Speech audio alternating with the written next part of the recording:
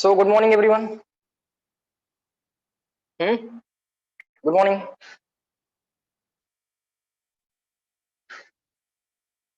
Yes, good morning. Let everyone join. Yes, Prithviraj, good morning. Good morning. Let everyone join. Just give me a second.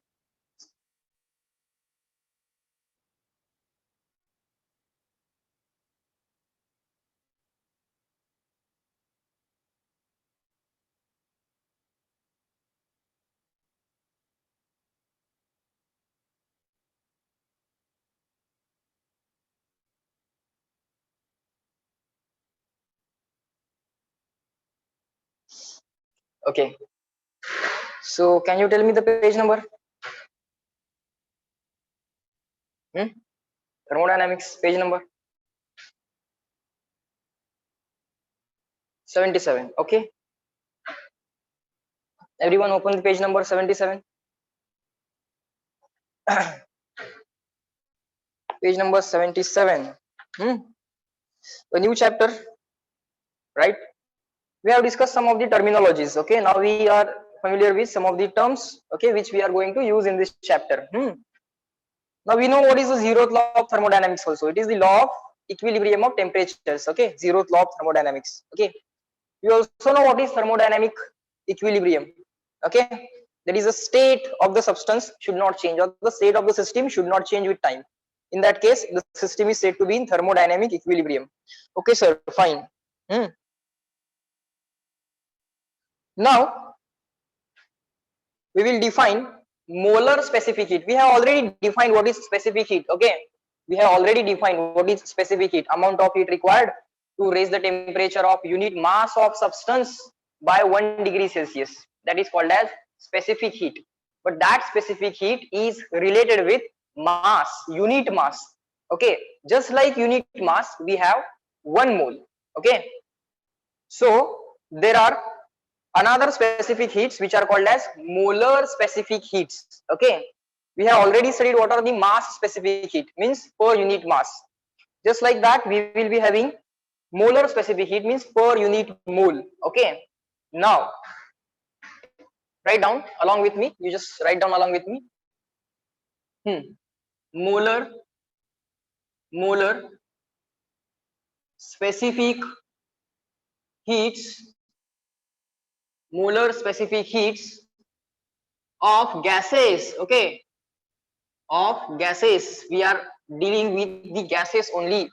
Okay, molar specific heats of gases particularly. Okay, number one, just keep on writing along with me. Specific heat of a gas, specific heat, or let us write molar specific heat. Let us use the word molar specific heat, at constant volume. Okay, at constant volume. Okay, molar specific heat at constant volume. Now, what is the symbol that we used for specific heat in the chapter called as calorimetry? We learned specific heat. What was the symbol? Can you tell me? Tell me the symbol that we used for specific heat. Reply in the chat box. Let me check how many of you remember it. Specific heat? Yes, it was S. Perfect. Everyone is giving the correct answer. Sir, we use the symbol S. Okay. So remember, when you are going to use the symbol S, it is going to be mass specific heat. Amount of heat required to raise the temperature of 1 kg of substance or unit mass of substance by 1 degree Celsius. But now we are going to look at molar specific heat, that too particularly for gases. Okay, its first type is at constant volume. Underline the words. This molar specific heat at constant volume. Particularly we are looking at molar specific heat. So here the term, instead of using unit mass, you will be using, or we will be using 1 mole or unit mole. Fine. Now, how to define it? Very simple. Write down along with me. Amount of heat required to raise temperature of unit mole of substance. Unit mole of substance. Amount of heat required to raise the temperature of unit mole of substance by 1 degree Celsius. By 1 degree Celsius. That's it. Okay, that's it. But sir, this is the definition of specific heat. But here we have the word, extra word, at constant volume. Okay, so this heat should be given to the system by maintaining the volume of the system constant. So let us add these words as it is, at constant volume. During this process of increasing the temperature of 1 mole of substance, during the process of increasing the temperature of 1 mole of substance, you have to keep its volume constant. Okay, sir. So at constant volume, this will complete the definition of molar specific heat at constant volume. So let me know in the chat box after writing this, is this definition clear to all of us? आम्हाला definition समजली का बघा. Each and every word should be clear. जरा बघा. एक एक गोष्ट समजून घेऊया. Okay, good. We'll take some time in the beginning lectures, 1-2 lectures. We'll do it little bit slowly. Okay, we'll try to understand the definitions. We'll try to understand the conventions. Okay, and we'll get familiar with the terms used in thermodynamics. Okay, fine. Now the symbol. Okay, here in the bracket, write down the symbol. Symbol is CV. Instead of using the letter S, now we have to use the letter C. Instead of using letter S, now we will be using letter C. Then why this is V? Because this C is to be calculated. Specific heat, molar specific heat is at constant volume. Okay, is at constant volume. Heat is supplied to the system by maintaining the volume of the system constant. Means volume of the container is not going to change, and you are heating the gas. We are heating the gas. We are providing heat to the gas. Temperature of the gas is increasing by 1 degree Celsius, but volume is not changing, and the amount of the substance taken is unit mole. Okay, sir. So shall we write it like this? CV is equal to QV. QV is the amount of heat supplied at constant volume, and this is the specific heat at the constant volume. Amount of heat supplied per mole, na? Unit mole. Unit mole means per mole, and 1 degree rise in temperature means per degree change in temperature. Check whether I am right or wrong. Change in temperature 1 degree Celsius paije. If it is 5 degrees Celsius, divide by 5. Number of moles should be unit mole, 1 mole. If there are 7 moles, divide by 7. So check whether I am right or wrong. Amount of heat required to raise the temperature of unit mole of substance by 1 degree Celsius. Change in temperature should be 1 degree Celsius. If it is 7 degrees Celsius, divide by 7. If number of moles are 9, no, you want 1 mole, so divide by 9, divide by n. Fine. So let us write here unit of CV. Unit of CV. CV च unit काय असेल बाळ? लक्ष द्या. Unit of heat is joule. Let's not take calorie. Let's write SI unit. N is number of moles, so it is joule per mole, and this is change in temperature. So you can take degree Celsius or Kelvin, no problem at all. Okay, so just like specific heat S, joule per Kelvin per mole. For specific heat, we used to say joule per Kelvin per mole. You can use Kelvin also, no problem, absolutely no problem, because it is temperature difference. Okay, so instead of saying joule per Kelvin instead of saying joule per Kelvin per kg or joule per degree Celsius per kg, instead of kg, try to understand only difference is specific heat and molar specific heat. Instead of using the word or the unit as kg, now we are using mole. Okay, instead of unit mass, now we have unit mole. Everything else is same. Okay, fine. But for gases, we have two types of molar specific heat, out of which one type is covered now. The first incorporates the process at constant volume. Okay, the process at constant volume. Okay, see, up to this, it is the definition of molar specific heat. Up to this is the definition of molar specific heat. At constant volume, we have added as it is. Okay, but up to this is the definition of molar specific heat. Fine. Now, write along with me the second point. Just give me a second. Write down the second point. Molar specific heat at constant pressure. Okay, molar specific heat at constant pressure. Okay, sir. At constant pressure. Okay. Now, how shall be the definition be constructed, or what shall be the symbol? First tell me. The symbol should be Cp. Let us write in the bracket. Sir, it is Cp, molar specific heat, symbol C, at constant pressure P, Cp. Okay, sir. Fine. Now let us write the same definition, but instead of writing at constant volume, everything this part will be same. So shall I write it like this only? That entire part is going to be same. Amount of heat required to raise the temperature of unit mole of substance by 1 degree Celsius. Then this bracket complete at constant volume. Instead of constant volume, I will use at constant pressure. You just write it completely and then let me know in the chat box, clear and written, so that we can go and find the formula as well as unit of Cp. एवढं लिहून घ्या, clear and written Sanga.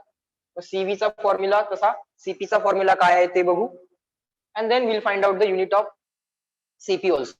Just write it down. Same thing you have to write again, right? This definition again you have to write here, and instead of saying at constant volume, just write there constant pressure. These three lines, 1, 2 and 3, those three lines repeat as it is, and instead of saying at constant volume, just write at constant pressure.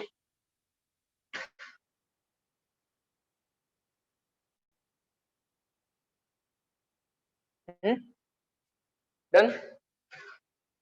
Just QV will become QP. Perfect. Correct. Good.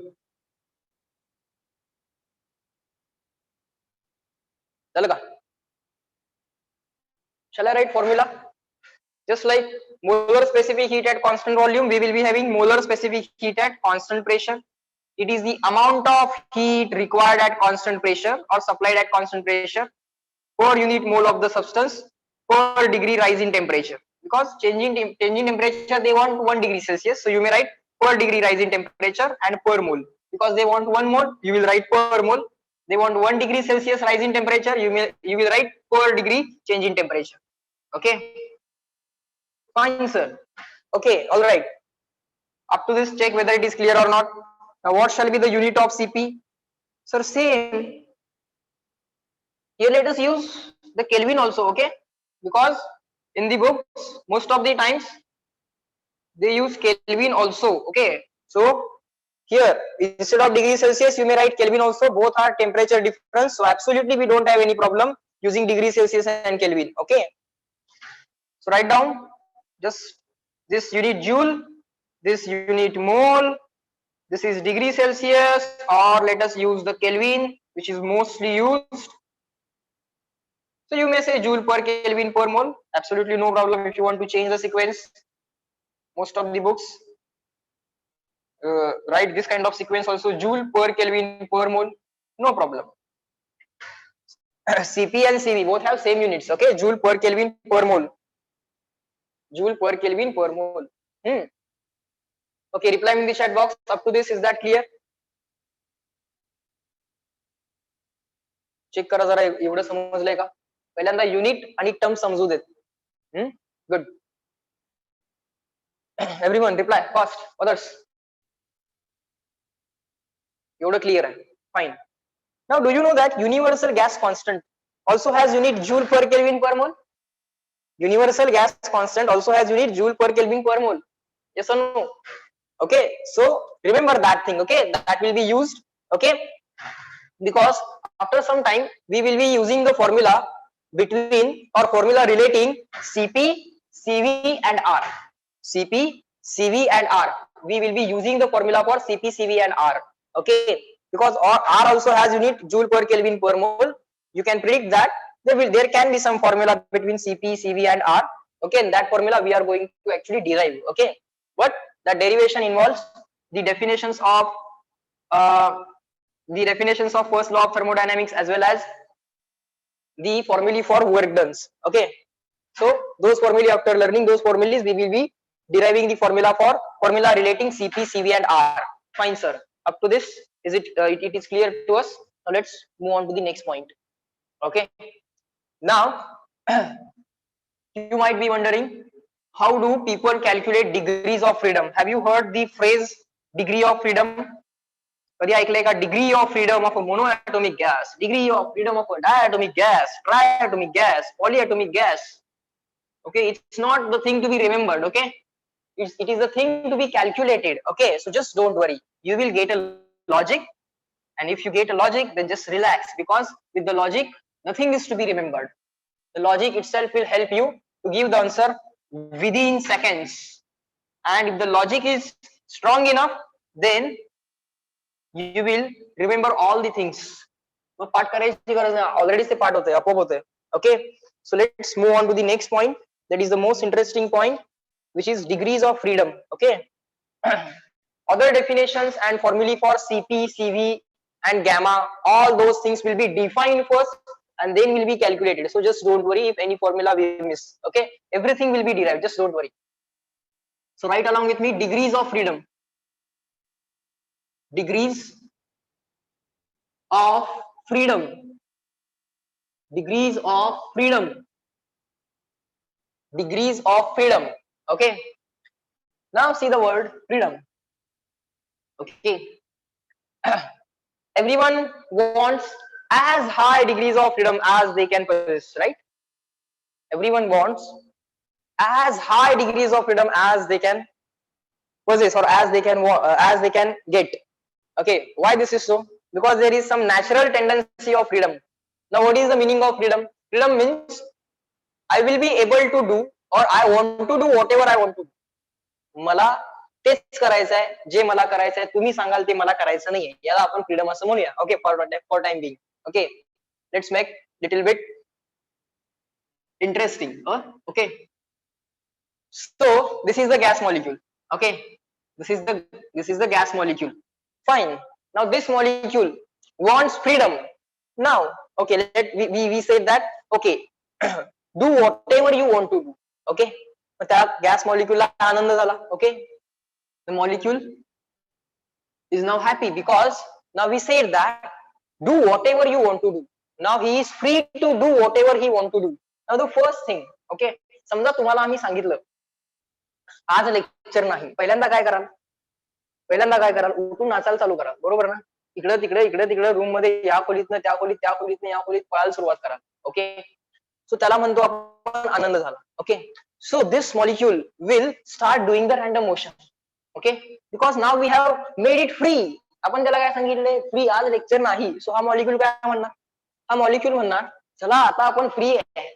आता free आहे म्हटल्यानंतर तो इकडे तिकडे फिरायला चालू केला. Okay, now this molecule started the random motion like this. Fine, now this random motion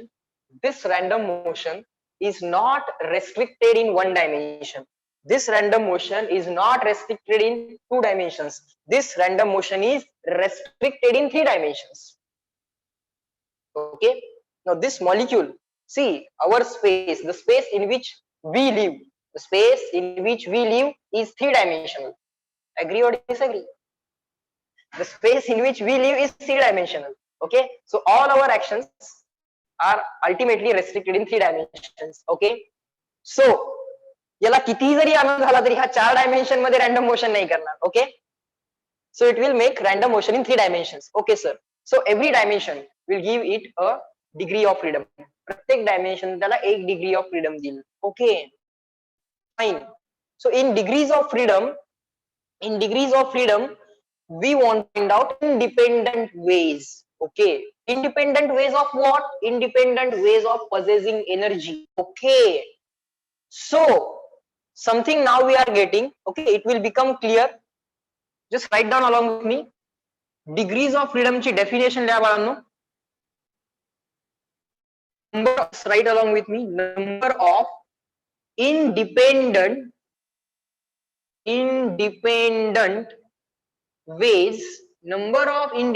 ways, okay, by which system, okay, system is right now or one molecule, okay, number of independent ways by which system can possess energy. Okay, this is the formal definition of degrees of freedom. All right, number of independent ways by which system can possess energy. Okay, fine. Now energy is of two types, kinetic and potential. Okay, now write down along with me. For ideal gases, we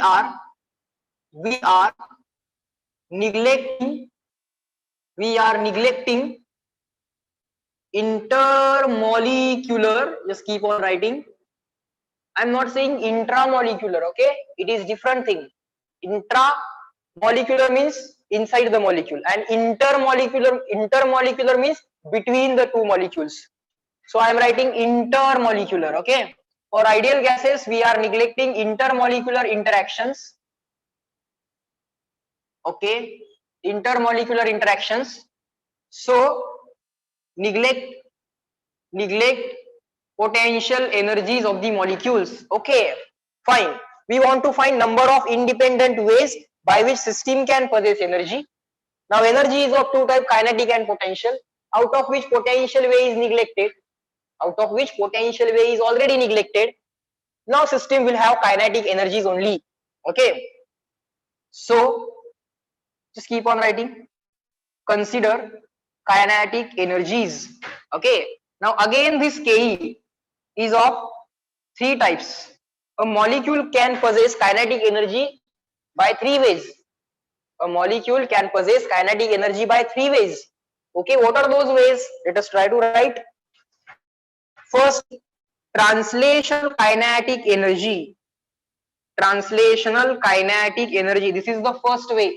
Okay, translation involves mass. Initially the center of mass was here, now it is here, now it is here, now it is there, here, there, here. So such kind of motion of center of mass in the three-dimensional space will be called as translational motion. So that will give you translational kinetic energy. Okay sir, fine. Now there is another type of kinetic energy which is because of rotation of molecule about some axis of rotation. Okay, so that will give you rotational kinetic energy. Fine, just keep on writing. Okay, as we move on deeper in the chapter, you get all these concepts and you will find that these are very easy concepts. Okay, so kinetic energy has three ways or three types. Translational kinetic energy, molecule can possess kinetic energy by three ways: translational kinetic energy, rotational kinetic energy, and then one more way which is okay, vibrational kinetic energy. So in this way it can possess the kinetic energy. Okay, fine. So these are the three ways by which system can possess energy. All right sir. So molecules can vibrate about their mean position also. Okay, there can be translational kinetic energy where the center of mass of the system is in motion, and there can be rotational kinetic energy wherein molecules rotate about the axis of rotations. Okay, in this way kinetic energy, translational, rotational and vibrational. Okay, now translational kinetic energy split again into three types. Okay, three independent ways of possessing translational kinetic energy are: motion of center mass x axis. Center of mass is doing some translational motion in dimensions. Okay, that translational motion can be split into three independent ways: motion of center of mass, or translational motion along x-axis, translational motion along y-axis, and translational motion along z-axis. Okay, so let me write here word as along, and then let me split into three ways, three independent ways: x-axis, y-axis, and z-axis. Okay, so center of mass can do the translational motion along x, it is independent motion. Along y, that is also independent motion. Along z, that is also the independent motion. So translational kinetic energy, okay, is possessed by this degree of freedom, this degree of freedom. So how translational degrees of freedom are there? 1, 2, and 3. How many translational degrees of freedom? Along x you can do translational motion, along y you can do translational motion, along z you can do translational motion. So in this way there are three translational degrees of freedom which a molecule in the space can possess. Is that clear? Let me know in the chat. I will wait. I should get sufficient number of replies. Tell me.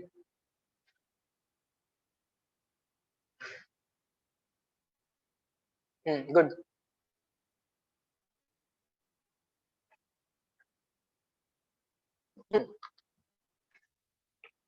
Now my question is, let's say there is one small ant, okay, let's say there is some small ant, okay, which is right now here, okay, and what we did, we put some grains of sugar, okay, here, okay, and we told this ant that these are the grains of the sugar which are kept for you, okay. साखरेचे इथं छोटे pieces ठेवलेले आहेत आपण, okay, we have kept some grains of sugar here and this is the ant, okay. आता मला सांगा, now we said that you are free, to take any of these grains of the sugar, okay. Now what will happen? It will go sometime here, again it will go here, then here, then here, then here. So that ant has translational degree of freedom. Tell me. Yes, no. That ant, we have given the ant, we have not held that ant in our hand. We have kept that ant on this whiteboard. सोडले आपण त्याला. If we keep that ant on this whiteboard, then how many degrees of freedom, translational degrees of freedom, that ant can have? How many degrees of freedom that ant can? It is wandering randomly on this whiteboard. It is now happy because the ant is experiencing the freedom to choose any of the grains of the sugar. So how many degrees of freedom the ant can have? The answer you are giving is perfectly right. Sir, the ant has only 2 degrees of freedom because ultimately its motion is restricted in the plane. Okay, and not like the mosquito. Let's say in the room, we all are sitting in the room, and let's say there are few mosquitoes, and we said those mosquitoes that go and drink anyone's blood you want, then those mosquitoes will be happy, they will be experiencing freedom, and they will be utilizing their freedom, degrees of freedom, in 3 dimensions. Okay, they will be utilizing their degrees of freedom, okay, in all 3 possible dimensions. Okay, but this ant has only 2 degrees of freedom. Is that right? So this ant has translational degrees of freedom. Its center of mass can move, okay, or change the position, but only in 2 independent ways, along x and along y. So this ant has, so when the motion, so this ant has 2 degrees of translational degrees of freedom are 2 in count. So when the motion is restricted in the plane, we have 2 translational degrees of freedom. When the motion is restricted in the 3-dimensional space, we have 3 degrees of freedom. So similarly, what you can do is this: you keep one rod like this, and here there is one insect, and this is the food of the insect. Okay, now this insect will sometime eat this, will again come back, will eat this, will again go there, will eat this, will again go here, will again come here. And in this way, if you observe the motion of the insect, it will be only along one dimension, only along single line. In that case, you will say the insect is experiencing only, or insect is utilizing only 1 degree of freedom. Okay, degree of freedom is ultimately the number of independent ways by which system can possess energy. It's ultimately related with energy and not with the happiness. Okay, not with the happiness of the insect. It's ultimately related with the energy. Okay, fine. Happiness was just an example. Okay, ultimately it is the way by which system can possess energy. Fine. So now we know that maximum translational degrees of freedom will be 3.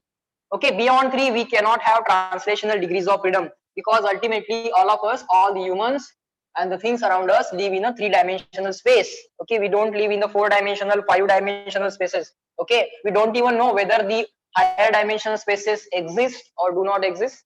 We just don't have the confirmation or the proof for that, but know that we have three dimensions in which we live. So maximum translational degrees of freedom are 3 in count. Fine. Now rotational degrees of freedom. Okay. So now for rotational degree of freedom, you need axis of rotation. You need axis of rotation. So again, these 3 axes, rotation can be about x-axis, y-axis and z-axis. In our 3-dimensional space, molecules can rotate about x-axis, y-axis and z-axis. Okay, choose any 3 arbitrary axes in such a way that all of these 3 are mutually perpendicular to each other. So maximum rotational degrees of freedom will be 3. Just like maximum translational translational degrees of freedom, maximum translational degrees of freedoms are 3. It can have, molecule can have 1 translational degree of freedom, can have 2, or maximum it can have 3. Similar to that, it can have only 1 rotational degree of freedom, it can have 2 rotational degrees of freedom, or it can have all the 3 rotational degrees of freedom also, but maximum it can have 3.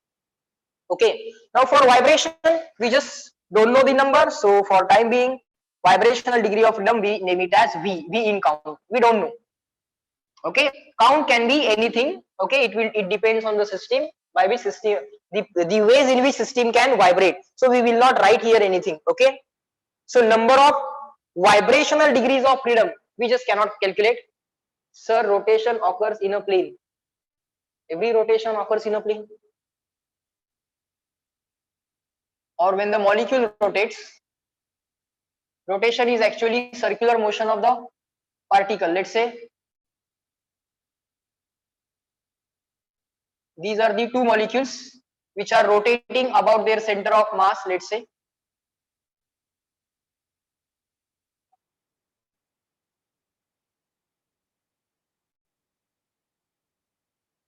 they can rotate like this. असं होत जाईल, ते rotate होत राहतील.